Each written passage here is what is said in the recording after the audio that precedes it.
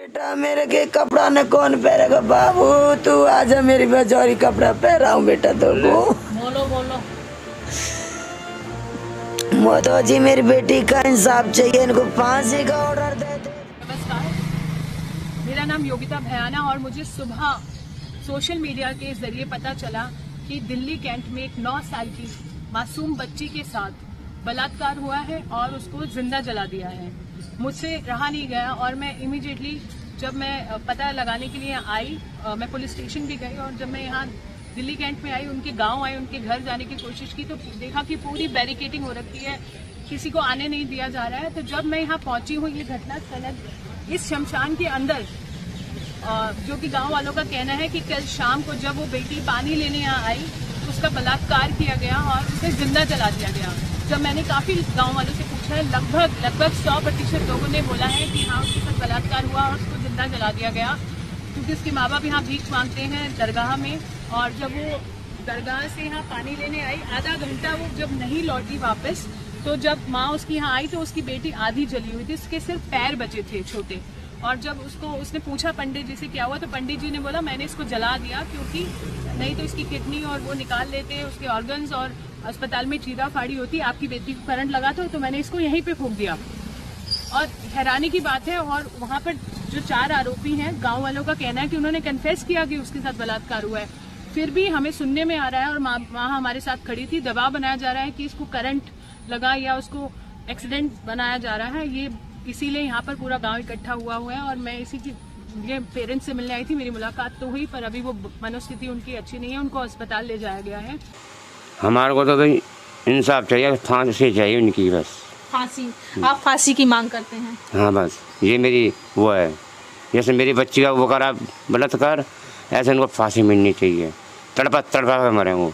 और लगातार आज तीसरा दिन है जहाँ पर ये घटना हुई, बहुत ही बर्बरता वाली 9 साल की बच्ची के साथ नांगल विलेज में। और लगातार 3 दिन से मैं आ रही हूँ और हम लोग प्रोटेस्ट कर रहे हैं, पर हम उस बच्ची को बचा नहीं सके।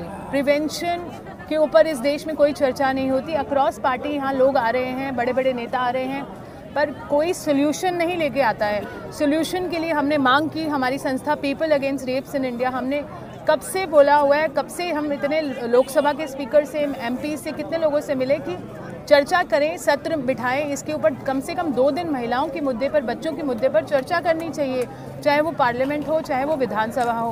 पर अभी तक उस पर कोई भी कंक्लूजन नहीं निकला है। मैं इस वीडियो के ज़रिए आप सभी से हाथ जोड़कर ये विनती करती हूँ कि आप भी इस मुहिम को आगे बढ़ाइए कि 2 दिन महिलाओं और बच्चों के लिए चर्चा होनी चाहिए पार्लियामेंट में और विधानसभा।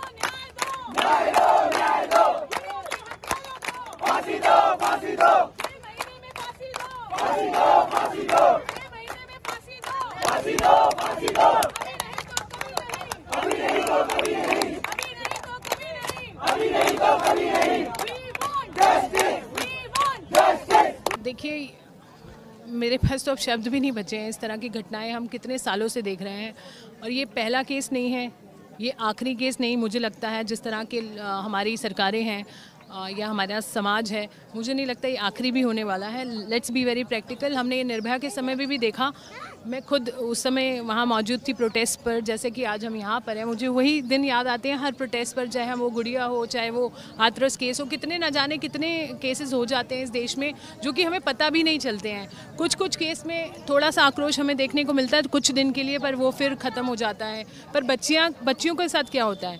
बच्चियों का तो वही होता है जो आपने देखा। आप अगर इसकी डिटेल में जाएँ अगर इस केस की, तो मैं बताना भी नहीं चाहती, मतलब रोंगटे खड़े होते हैं, मतलब खून का घूंट पीने का मन करता है कि कैसे हम ऐसे समाज में रह सकते हैं, कैसे हम चुप रह सकते हैं। मतलब अनेकों केस हैं और दिन में ऐसा एक केस तो हमारे संज्ञान में आता है पूरे इंडिया से, आप ये देखिए। पर हर एक के में आक्रोश नहीं होता, हर एक को जस्टिस नहीं मिलता। आज भी सब कोर्ट में है। निर्भया के केस को 9 साल के बाद न्याय मिला, तो हम क्या बात कर रहे हैं? हम कौन से देश में रह रहे हैं?